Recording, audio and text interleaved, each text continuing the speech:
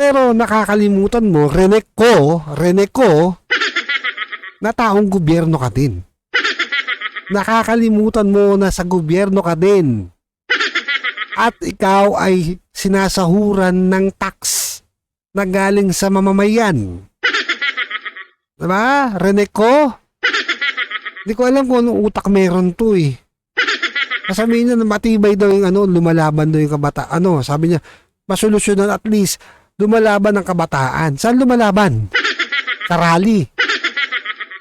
Diba?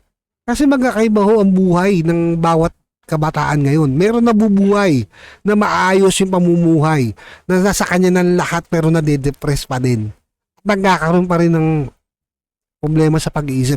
Pero yung mga taong kagaya namin na lumaki sa hirap at bumanas ng hirap, totoong palaban kami. Diba?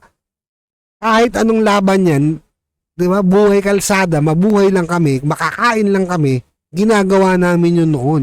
Hanap buhay, naranasan namin mamuhay sa kalsada.